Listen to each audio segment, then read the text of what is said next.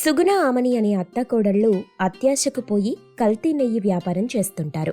రోజూలాగే ఆ రోజు కూడా కల్తీ నెయ్యి కుండలు నెత్తిన పెట్టుకుని సుబ్బయ్య స్వీట్ షాప్ వైపు నడుస్తుంటారు. కోడలు ఆమనికి కుడికన్ను అదురుతూ ఉంటుంది. ఆమని కంగారు పడుతూ, అత్తయ్య, ఈరోజు మనం నెయ్యమ్మడానికి వెళ్ళకపోవడమే మంచిదనిపిస్తుంది. ఏం రోగం పుట్టిందే? ఉన్నట్టుండి ఒక్కసారి అంత మాట నేసావు. లక్ష్మీదేవొస్తున్నప్పుడు సంతోషంగా లక్ష్మీ రావే ఇంటికి అంటూ ఆహ్వానించాలి కాని ఇలా అడ్డంగా మాట్లాడకూడదు, అడ్డుపడకూడదు. లక్ష్మీదేవికి కోపమొచ్చి వెళ్ళిపోతుంది. అది కాదత్తయ్యా, నేను చెప్పేదొకసారి వినండి. నేనెందుకలా అంటున్నానంటే, నోరు మూసుకొని నడువు కోడలా, నాకు కోపం తెప్పించకు. రోడ్డని కూడా చూడకుండా పిడికిలి బిగించి మూతి మీద గుద్దుతాను. ముందున్న పళ్ళు మొత్తం ఊడిపోతాయి. జాగ్రత్త. గబగబా నడు.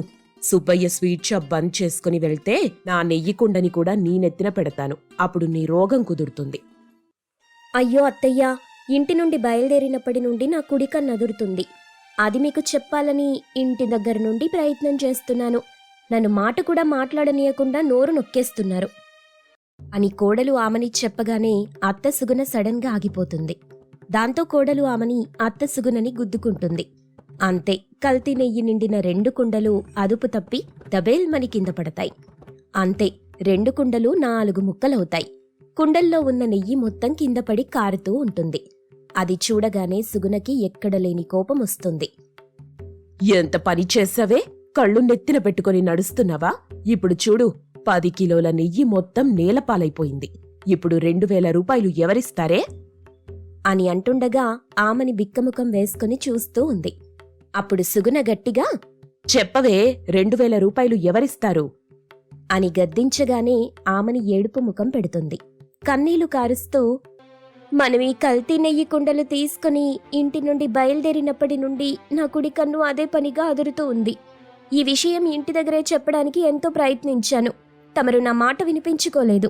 కల్తీ నెయ్యిని తీసుకెళ్లి స్వీట్ షాప్ సుబ్బయ్యకి అమ్మితే ఎంతొస్తుందని లెక్కేసుకుంటున్నారు. అంతే, ఇప్పుడు చూడండి ఇలా జరిగింది. ఏడ్చిన ఏడుపు చాలు. కింద పడి కారుతున్న నెయ్యి మొత్తం ఎత్తు. అత్తయ్య, కింద పడిన నెయ్యికి మట్టంటుకుంటుంది. 2 కుండలు 4 ముక్కలయ్యాయి. కుండల్ని అతికించలేం, నెయ్యిని తీసుకురాలేం అని చెప్తుండగా సైకిల్ తొక్కుకుంటూ సుగుణ కొడుకు వినయ్ వచ్చాడు. ఏమైందమ్మా, ఇంకా ఇక్కడే ఉన్నారు? స్వీట్ షాప్ సుబ్బయ్య పదే పదే ఫోన్ చేస్తున్నాడు. నేను నా ఫోన్ని మరిచిపోయి మీ ఫోన్ తీసుకెళ్లాను. ఇది అప్పటి నుండి నాన్ స్టాప్గా మోగుతూనే ఉంది. ముందా స్వీట్ షాప్ సుబ్బయ్యతో మాట్లాడమ్మా. ఇదిగో ఫోన్ రింగ్ అవుతుంది అని చెప్పి ఫోన్ ఇస్తాడు. సుగుణ ఫోన్లో మాట్లాడుతూ ఉంటుంది. అవతల సుబ్బయ్య తన స్వీట్ షాప్లో కూర్చొని ఫోన్ మాట్లాడుతూ ఉంటాడు. అమ్మా సుగుణ గారు, నెయ్యి ఇంకా తీసుకురాలేదు. అయ్యా సుబ్బయ్య గారు, ఈరోజు మీరడిగిన నెయ్యి తీసుకురాలేం. ఒక ముఖ్యమైన పని పడింది. మమ్మల్ని ఈరోజు మన్నించండి, రేపు తీసుకొస్తాం. ఉంటానండి అని చెప్పి సుగుణ ఫోన్ పెట్టేసింది. తల్లి మాట్లాడిన మాటలు విని, అమ్మా, ఈరోజు ముఖ్యమైన పనేముంది? నెయ్యి తీసుకుని నీ అత్త కోడళ్ళు సుబ్బయ్య దగ్గరికి బయలుదేరారు కదా. దారి మధ్యలో నీ భార్య చేసిన ఘనకార్యం చూడు బాబూ అని చెప్పగానే వినయ్ అప్పుడు పగిలిన కుండల్ని, కింద కారుతున్న నెయ్యిని చూస్తాడు. ఏమీ మాట్లాడకుండా అక్కడి నుండి సైకిల్ తొక్కుతూ వెళ్ళిపోతాడు. అక్కడి నుండి అత్తాకోడళ్ళు నడుస్తూ ఇంటివైపు వెళ్తుంటారు. దారి వెంట అత్త సుగుణ కోడలు ఆమనిని తిడుతూనే ఉంటుంది. ఆమని ఏడుస్తూ నడుస్తూ ఉంది. స్వీట్ షాప్లో సుబ్బయ్య కూర్చొని, ఈ అత్త కోడళ్ళని నమ్ముకుంటే లాభం లేదు, మరొకరి దగ్గర నెయ్యి తీసుకోవాలి అని అనుకుంటూ ఉండగా సుబ్బయ్యకి బాగా తెలిసిన రంగనాథం వచ్చాడు. అలా బయట నిలబడి ఉన్నావేంట్రా, లోపలికి రా. ఇప్పుడు లోపలికొచ్చే సమయం లేదురా సుబ్బయ్య. కాకపోతే నీకొక మాట చెప్పాలని ఇలా వచ్చాను. చెప్పరా, ఏంటా మాట? సుబ్బయ్య, 10 రోజుల కిందట మా ఇంటికి బంధువులొస్తే నీ షాప్లో స్వీట్స్ కొనుక్కెళ్ళాను కదా. అవునురా, 10 కిలోలు తీసుకెళ్ళావు. బాగున్నాయని మరో 10 కిలోలు తీసుకెళ్లడానికొచ్చావా? లేదురా, 10 రోజుల కిందట తీసుకెళ్లిన స్వీట్స్ ఇంతకు ముందులాగా రుచిలా లేవు. పట్టుమని వారం రోజులు కూడా నిల్వ ఉండలేదు. తేడా ఎక్కడ జరిగిందో కనుక్కొని సరిచేసుకో. నువ్వు 10 ఏళ్లుగా ఏమచ్చా లేకుండా ఈ స్వీట్ షాప్ నడుపుతున్నావు. మరింత బాగా నడపాలి. నీ ఫ్రెండ్గా నేను కోరుకునేది అదేరా అని రంగనాథం అక్కడి నుండి వెళ్ళిపోతాడు. సుబ్బయ్య ఆలోచనలో పడ్డాడు. అతనికి తన షాప్లో పనిచేస్తున్న రాజు అనే పనివాడి మీద అనుమానమొచ్చింది. రాజు మీద నిఘా పెట్టాలి. 10 ఏళ్లుగా నిలబెట్టుకుంటున్న నమ్మకాన్ని కాపాడుకోవాలి అని నిర్ణయించుకున్నాడు. అత్తాకోడళ్ళు ఇంటికొచ్చి డాల్డా కలుపుతూ కల్తీ నెయ్యి తయారు చేస్తుంటారు. అలా కల్తీ చేయటం కోడలు ఆమనికి ఏమాత్రం ఇష్టముండదు. కాని తన అత్తయ్య మాట కాదనలేక మనసు చంపుకొని కల్తీకి ఒప్పుకుంటుంది. అత్తయ్య, ఇలా కల్తీ చేయటం అంత మంచిది కాదు. నోరు మూసుకొని నేను చెప్పింది చెయ్యి. అది కాదత్తయ్యా, ఆ సుబ్బయ్య మన మీద నమ్మకంతో మొత్తం నెయ్యి మన దగ్గరే తీసుకుంటున్నాడత్తయ్యా. వాడు చెయ్యాల్సిన మోసం వాడు చేస్తుంటాడు కోడలా. ఎవ్వరూ ఏ వ్యాపారాన్ని నిజాయితీగా చెయ్యరు. అలా అనుకోవద్దత్తయ్యా, ప్రతి ఒక్కరూ తమ వ్యాపారాన్ని నిజాయితీగా చేస్తున్నారు. అందుకే కొన్ని కంపెనీలకు బెస్ట్ అనే బ్రాండ్ వచ్చింది. అలాగే సుబ్బయ్య స్వీట్ షాప్కి కూడా అలాగే ఉంది. అది మన వల్ల నాశనం కావటం నాకిష్టం లేదత్తయ్యా. నువ్వు వాడి బాగు గురించి మాట్లాడితే నాకు ఒళ్ళు మండుతుంది కోడలా. నోరు మూసుకొని నేను చెప్పినట్టు నెయ్యిలో డాల్డా కలుపు అని చెప్పడంతో ఆమెని ఇంక చేసేదేం లేక డాల్డా కలుపుతూ ఉంది. సుబ్బయ్య పనివాడు రాజుని గట్టిగా నిలదీస్తుంటాడు. రాజు షాప్లో ఉన్న దేవుడి ఫోటో మీద ప్రమాణం చేసి తన నిజాయితీని నిరూపించుకుంటాడు. తప్పుగా అనుకోకు రాజు. మనం గత 10 ఏళ్లుగా ఒకే దుకాణంలో సరుకులు తీసుకుంటున్నాం. ఇంతవరకు ఒక్కసారి కూడా తేడా రాలేదు. అలాంటిది ఇప్పుడు వస్తుందంటే నమ్మబుద్ధి కావట్లేదు. బాబుగారు, ఆ మధ్య అమ్మగారు షాపుకొచ్చి ఈ మధ్య నెయ్యి కాస్త తేడాగా అనిపిస్తోందని చెప్పారు, గుర్తుందా? అవును రాజు, 2-3 సార్లు అంది. నేనే పెద్దగా పట్టించుకోలేదు. ఒకవేళ నెయ్యిలో ఏమైనా కల్తీ జరుగుతూ ఉండొచ్చు. అత్తాకోడళ్ళని గట్టిగా నిలదీస్తాను. బాబుగారు, అసలు కల్తీ జరిగిందో లేదో ఎవరికి తెలుసు? జరిగితే మీరు ఆ అత్తాకోడళ్ళని గద్దించొచ్చు, లేకపోతే అనవసరంగా అనుమానించినట్టు అవుతుంది. మరి సమస్యకు పరిష్కారం ఏంటి రాజు? ఆ దేవుడే దారి చూపించాలి బాబుగారు. సరే రాజు, నువ్వు నీ పని చేసుకో అని చెప్పగానే రాజు తన పని తను చేసుకుంటూ ఉంటాడు. మరుసటి రోజున అత్తాకోడళ్ళు కల్తీ నెయ్యి తీసుకుని సుబ్బయ్య షాప్ దగ్గరికొచ్చారు. వాళ్లని చూసి, ఈ అత్తాకోడళ్ళని చూస్తుంటే నిజాయితీగా కనిపిస్తున్నారు. వీళ్ళని అడగాలా వద్దా? ఒకవేళ వీళ్ళు నిజాయితీగా ఉంటే వీళ్ళని అవమానించి బాధ పెట్టిన వాడినవుతాను. ఇప్పుడెలా? వీళ్ళని అడగాలా వద్దా? దేవుడా, ఏంటి పరీక్ష? నెయ్యిలో కల్తీ లేదని వీళ్ళ మనసులు నొచ్చుకోకుండా ఎలా తెలుసుకోవాలి అని అనుకుంటూ ఉండగా అత్త సుగుణ కల్పించుకొని, సుబ్బయ్య గారు, మీకివ్వాల్సిన 10 కిలోల నెయ్యి తీసుకొచ్చాం అలా ఉంచండి. ఎన్ని కిలోలున్నాయో చూద్దాం అని చెప్తుండగా సుగుణ మనవరాలు కీర్తి స్వీట్ కొనడానికి ఆ షాప్ దగ్గరికొచ్చింది. అక్కడ సుగుణ ఆమనిని చూసి సంతోషిస్తూ, నానమ్మా, మమ్మీ, ఇక్కడ మీరేం చేస్తున్నారు? మేమిక్కడికి నెయ్యి అమ్మడానికి వచ్చాం మనవరాలా. నువ్వెందుకొచ్చావు? నేను స్వీట్ కొనడానికి వచ్చాను నానమ్మా అని చెప్తుండగా సుబ్బయ్య స్వీట్ని కీర్తికిస్తుంటాడు. స్వీట్ షాప్లో కొనదు తల్లి, మరొక షాప్లో కొనుక్కోవాలి అని అంది ఆమని. అలా ఆమని చెప్పగానే సుబ్బయ్య ఆ మాట విని అత్త కోడళ్ళని నిలదీశాడు. చెప్పండి, ఎందుకు మీ అమ్మాయికి మా షాప్లో స్వీట్ కొనొద్దని చెప్తున్నారు అని అడగ్గానే అత్త కోడళ్ళు తడబడ్డారు. ఒకరినొకరు చూసుకున్నారు. మీరు చూసుకున్నది చాలు. నాకు నిజం చెప్పండి. మీ మనవరాలి మీద ప్రమాణం చేసి నిజం చెప్పండి అంటూ గట్టిగా నిలదీశాడు. అత్యాశకి పోయి అత్త కోడళ్ళు చేస్తున్న కల్తీ నెయ్యి వ్యాపారం గురించి నిజం ఒప్పుకుంటారు. ఇద్దరూ బ్రతిమాలింపుగా దండం పెడుతూ, మమ్మల్ని క్షమించండి సుబ్బయ్య గారు. అత్యాశకి పోయి కల్తీ నెయ్యిని మీకు అమ్ముతున్నాం.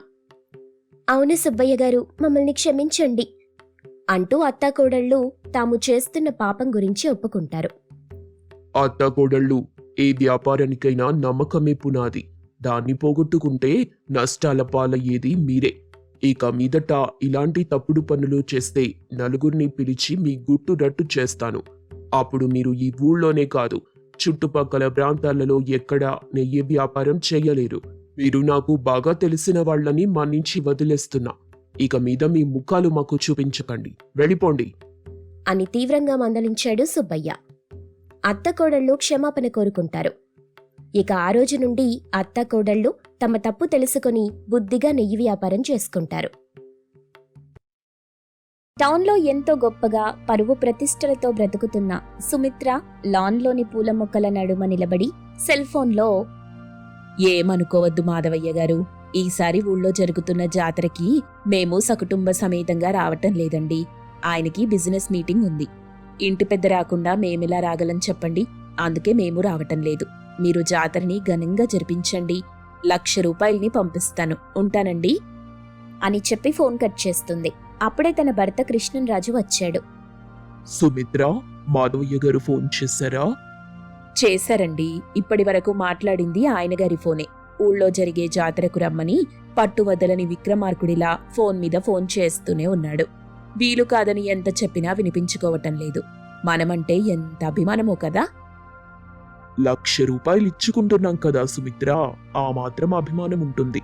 నాకు కూడా 2-3 సార్లు ఫోన్ చేశాడు. ఊరి పెద్ద మనిషి అన్నిసార్లు ఫోన్ చేసి జాతరకు రమ్మని పిలుస్తున్నప్పుడు వెళ్లకుండా ఉంటే బాగుండదు సుమిత్ర. అయితే నేను మాత్రమే వెళ్ళొస్తాను. లేదంటే మీరు నేను వెళ్దాం, సరేనా? సుమిత్ర, ఇద్దరమే వెళ్ళడానికి మనం ఇప్పుడు కొత్తగా పెళ్లి చేసుకునే వాళ్ళం కాదు కదా. మనకు కొడుకున్నాడు, కోడలు కూడా వచ్చింది. అప్పుడు సుమిత్ర వెటకారంగా, వచ్చిందిలేండి కోడలు, ముఖానికి మసి పూసుకొని. సుమిత్ర, కోడలు నల్లగా ఉన్నా కోడలి ముఖంలో జీవకళ ఉంది. అయినా ఇప్పుడు కలర్ గురించి మనకెందుకు వాదన? మాధవయ్య గారు కుటుంబ సమేతంగా జాతరకి రమ్మని చెప్పారు కదా, వెళ్తే బావుంటుంది. కోడలొచ్చిన తరువాత మొదటి జాతర. హ్యాండ్సమ్ గా ఉన్న కొడుకును తీసుకువెళ్దామంటే ఊరికి వెళ్దాం, లేదంటే లేదు. నేను మాత్రం నల్లని కోడల్ని తీసుకొని ఆ ఊరికి వెళ్ళలేను. నేను ఆ ఊరికి వెళ్ళిన ప్రతిసారి ఒక దేవత వచ్చినట్టుగా అందరూ నన్ను చూసేవాళ్లు, మెచ్చుకునేవాళ్లు, అభిమానించేవాళ్లు, నేనేం చెప్పినా వినేవాళ్లు. ఇప్పుడు కూడా వింటారు సుమిత్ర. మీకేంటి, మీరెన్నైనా చెప్తారు. ఊరికి వెళ్తే ఏం జరుగుతుందో నాకు తెలుసు. జగదేక వీరుడి లాంటి నా కొడుక్కి అతిలోక సుందరి లాంటి అమ్మాయిని భార్యగా తీసుకొస్తాను. అందంలో మిమ్మల్ని మించిన అత్తా కోడళ్ళు ఉండరనిపించేలా కోడల్ని తెచ్చుకుంటానని ఎన్నో మాటలు గొప్పగా చెప్పాను. ఈ నల్లని అమ్మాయి కోడలిగా ఇంట్లో అడుగుపెట్టింది. నా స్వేచ్ఛకి సంకెళ్లతో నా నోటికి తాళం కూడా వేశాడా దేవుడు. చూడు సుమిత్ర, నల్లగా ఉందని పదే పదే సుమతిని తిట్టకు. కోడలు వింటే బాధపడుతుంది. పెళ్లిళ్ళు మన చేతుల్లో ఉండవు కదా సుమిత్ర, స్వర్గంలో నిర్ణయించబడతాయి. ఆ నిర్ణయం నువ్వు నేను తీసుకునేది కాదు. ఏదో ఒకటి చెప్పి నా నోరు మూయిస్తారు గాని ఆ నల్లని కోడల్ని ఇంట్లో నుండి పంపించే ఆలోచన మాత్రం చెయ్యరు. ఐడియా కూడా ఇవ్వరు అని అంటుండగా ఇంటి గుమ్మం దగ్గర నల్లని కోడలు సుమతి జ్యూస్ పట్టుకొని నిలబడి కన్నీళ్లు పెట్టుకుంటుంది. సుమిత్ర, మంచి మనసున్న మన కోడలి లాంటి కోడలు ఉన్న ఇల్లు స్వర్గం తెలుసా? ఏం స్వర్గమో ఏంటో, ఆ నల్లని సుమతి కోడలుగా అడుగుపెట్టింది, నాకు నరకం మొదలైంది. అలా మాట్లాడకు సుమిత్ర. మనకు ఒక నల్లని అమ్మాయి ఉంటే ఎలా ఉండేది పరిస్థితి? ఈ సుమిత్రని మీరు సరిగ్గా అర్థం చేసుకోలేదు. నాకు నల్లని అమ్మాయి పుట్టిందని డాక్టర్ చెప్తే అక్కడే ఆ నల్లని కూతుర్ని చంపేసి ఇంటికొచ్చేదాన్ని. అంతే తప్ప 9 నెలలు మోసానని, పేగుబంధంతో పుట్టిందని, అమ్మ ప్రేమని పంచేదాన్ని కాదు. అందుకే అనుకుంటాను సుమిత్ర, ఆ దేవుడు మనకు ఆడపిల్లనివ్వలేదు, హ్యాండ్సమ్ కొడుకునిచ్చాడు. ఏది ఏమైనా ఒక్కటి మాత్రం చెప్తున్నాను విను. మనం ఖచ్చితంగా అందరం కలిసే ఊరికెళ్తున్నాం, అంతే అని చెప్పి కృష్ణంరాజు గుమ్మం దగ్గర జ్యూస్ పట్టుకొని నిలబడిన నల్లని కోడలు సుమతి దగ్గరికొచ్చాడు. వెళ్ళు తల్లి వెళ్ళు. నిన్ను తిట్టిన నీ అత్తయ్య కడుపు చల్లగా ఉండేలా చల్లని జ్యూస్ ఇవ్వు, వెళ్ళు అని చెప్పి అక్కడి నుండి కూడా వెళ్ళిపోతాడు. సుమతి కన్నీళ్లు తుడుచుకొని జ్యూస్ తీసుకొని సుమిత్ర దగ్గరికొచ్చింది. సుమిత్ర కోపంగా సుమతిని చూసింది. అత్తయ్య, జ్యూస్ తీసుకోండి. నల్లని చేతితో ఏమిచ్చినా నేను తీసుకోను. వెళ్ళు, సాధ్యమైనంత వరకు నాకు కనిపించకుండా దాక్కునే ప్రయత్నం చెయ్యి. అత్తయ్య, నన్ను తిట్టడానికైనా శక్తి కావాలి కదా, అందుకే ఈ జ్యూస్ తాగండి. మీకు శక్తి వస్తుంది. అప్పుడు నన్ను మరింత బాగా తిట్టొచ్చు. తాగండి అత్తయ్యా అని చెప్పి సుమతి జ్యూస్ను అత్త సుమిత్రకిచ్చింది. సుమిత్ర ఆ జ్యూస్ చూస్తుంది. అంతే, ఆ జ్యూస్ మొత్తం నల్లగా కనిపిస్తుంది. సుమిత్ర కోపంగా సుమతి ముఖం మీద విసిరింది. సుమతి ఏమీ మాట్లాడకుండా ముఖం మీద పడిన జ్యూస్ని తుడుచుకుంది. సుమిత్ర కోపంగా ఇంట్లోకి వెళ్తుంది. ఇంట్లో కృష్ణంరాజు కూర్చొని ఉంటాడు. సుమతి కూడా ఇంట్లోకొచ్చింది. సుమిత్ర, కొడుకొచ్చాక వాడికి చెప్పు, మనం రేపు జాతరకి వెళ్తున్నాం. మనతో పాటు కోడలు కూడా వస్తుంది. కానీ నాకు కొన్ని కండిషన్స్ ఉన్నాయి. వాటికి ఒప్పుకుంటేనే సుమతిని నేను ఊరికి రానిస్తాను. లేదంటే మనమెవ్వరం జాతరకి వెళ్ళం. చెప్పండి అత్తయ్య, నేను ఆ కండిషన్స్కి ఒప్పుకుంటాను. అయితే వెళ్ళి బట్టలు సర్దుకో. జాతరకు పోయేదుంది కదా. కండిషన్స్ని గుర్తు పెట్టుకో సుమతి. ఊళ్ళో నాకు దూరంగా ఉండాలి. నేను వెళ్ళిన చోటుకు నువ్వస్సలే రావద్దు. నిన్ను పట్టుకుని ఎవరైనా నువ్వెవరని అడిగితే నా కోడలని చెప్పొద్దు. ఊరికి వెళ్ళిన తరువాత నీకు నాకు సంబంధం లేదు. నువ్వెవరో నేనెవరో. వీటికొప్పుకుంటేనే మనం ఊరికెళ్లేది అని సుమిత్ర చెప్పగానే కృష్ణంరాజుకి సుమతికి చాలా బాధేసింది. ఇద్దరూ కన్నీళ్లు పెట్టుకుంటారు. బాధ నిండిన గుండెతో, ఇది మరీ దారుణం సుమిత్ర. నీకు కోడలి రంగు మాత్రమే కనిపిస్తుంది, తన మనసు కనిపించట్లేదు. తన మమతని గుర్తించటం లేదు. నువ్వు ఇంత దారుణం ఎలా? నాకేమీ బాధ లేదు మావయ్య, పోనీలేండి, ఇలాగైనా మనం ఊళ్ళోని జాతరకెళ్తున్నాం అని చెప్పి సంతోషంగా సుమతి కిచెన్లోకి వెళ్ళిపోయింది. 2 రోజుల తరువాత సుమిత్ర, కృష్ణంరాజు, వినయ్, సుమతి అందరూ కలిసి కారులో ఊళ్ళోని మట్టి ఇంటికొచ్చారు. మాధవయ్య రావటం చూసి, ఏయ్ సుమతి, లోపలికెళ్ళు, మాధవయ్యొస్తున్నాడు అని చెప్పగానే సుమతి అక్కడి నుండి వెళ్ళిపోతుంది. మాధవయ్య వాళ్ల దగ్గరికొచ్చాడు. వాళ్లతో మాట్లాడుతూ వినయ్ని చూశాడు. కొడుకు భలే అందంగా ఉన్నాడు. మరి కోడలెక్కడుంది? లోపల ఏదో పని చేస్తూ ఉంటుంది అని చెప్పి జాతర గురించి వివరాలు మాట్లాడుతుంటారు. మరుసటి రోజున జాతర మొదలైంది. గుడి దగ్గర పాటలొస్తుంటాయి. జాతర వాతావరణం నెలకొంది. గుడి దగ్గర సుమిత్ర తెలిసిన వాళ్లతో మాట్లాడుతూ ఉంటుంది. హ్యాండ్సమ్ వినయ్ ఒక చోట నిలబడి ఉంటే అతనితో అమ్మాయిలు మాట్లాడుతూ ఉంటారు. గుడికి కొంచెం దూరంలో ఉన్న చెట్టు దగ్గర ఎవరూ లేనట్టుగా ఏకాకిలా నల్లని కోడలు సుమతి నిలబడి కన్నీళ్లు పెట్టుకుంటుంది. ఈ జాతర ఎందుకొచ్చిందో ఏంటో. ఇంట్లో ఉన్నప్పుడైనా అత్తయ్యకి మావయ్యకి సేవలు చేసుకుంటూ ఉండేదాన్ని. అత్తయ్య తిట్టినా నాతో మాట్లాడుతున్నట్టుగా అనిపించేది. మావయ్య మంచి చెడు చెప్పేవారు. ఆయన నాతోనే ఉండేవారు అనుకుంటూ ఉండగా వినయ్ తన దగ్గరికొచ్చాడు. అతన్ని చూసిన సుమతి కన్నీళ్లు తుడుచుకుంది. సుమతి, ఇక్కడేం చేస్తున్నావు? అక్కడ పాటల సౌండ్ ఎక్కువగా వినిపిస్తుంది, ఇక్కడ కొంచెం తక్కువగా ఉంది, అందుకే ఇక్కడ నిలబడ్డానండి. బాధపడకు సుమతి, అమ్మ తొందరలోనే నిన్ను కోడలిగా ఒప్పుకుంటుంది. ఆ నమ్మకం నాకుంది. అప్పటి వరకు నీకీ కన్నీళ్లు తప్పవు. నేను కన్నీళ్లు పెట్టుకోవటం లేదండి. నా సుమతి గురించి నాకు తెలీదా? అత్తయ్య ప్రేమ కోసం ఎంతలా నీ కోడలి మనసు తల్లాడుతుందో అని అంటుండగా కృష్ణంరాజు పరుగున కంగారుగా వాళ్ల దగ్గరికొచ్చి, బాబు వినయ్, మీ అమ్మ గుడి దగ్గర ఉన్న పాత బావిలో పడిపోయింది. తొందరగా రా బాబు, వచ్చి నీ అమ్మని కాపాడు అని చెప్పగానే సుమతి, వినయ్ కంగారుగా పాత బావి దగ్గరికొచ్చారు. బావి దగ్గర జనాలు గుమిగూడి సుమిత్ర సుమిత్ర అని పిలుస్తుంటారు. అమ్మా, అమ్మా!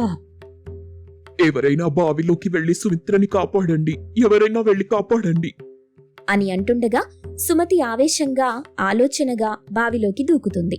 వినయ్, కృష్ణంరాజు, జనాలు బావి దగ్గర నిలబడి లోపలికి చూస్తుంటారు. కొంత సమయం తరువాత చిన్న చిన్న గాయాలతో బావి దగ్గర ఉన్న రాయి మీద సుమిత్ర కూర్చొని ఉంటుంది. తనకి కొంచెం దూరంలో సుమతి నిలబడి ఉంటుంది. కోడలా, నీకేం గాయాలు కాలేదు కదా? నాకేం కాలేదు మావయ్య, అత్తయ్యని హాస్పిటల్కి తీసుకెళ్ళండి, నేను బాగున్నాను. సుమిత్ర, నల్లని కోడలు తీసుకొచ్చిన జ్యూస్ తాగలేదు, ఇంతవరకు వండిన వంట తినలేదు. ఇప్పుడు నువ్వు బావిలో పడితే తన ప్రాణాలకు తెగించి నిన్ను కాపాడింది. ఇప్పుడు నిన్ను నువ్వేం చేసుకుంటావు అని అంటుండగా సుమిత్ర కళ్ళలో నుండి నీళ్లొస్తాయి. అందరూ చూస్తుంటారు. సుమిత్ర లేచి నిలబడుతుంది. అందరూ వినండి, నల్లగా ఉన్న ఈ అమ్మాయే నా కోడలు. తన పేరు సుమతి. రా కోడలా, నా దగ్గరికి రా అని పిలవగానే సుమతి ఆనందంగా సుమిత్ర దగ్గరికొచ్చింది. అత్త సుమిత్రని కౌగిలించుకుంది. ఆ రోజు నుండి అత్తాకోడళ్ళు సంతోషంగా అన్ని పనులు చేసుకుంటూ ఉంటారు.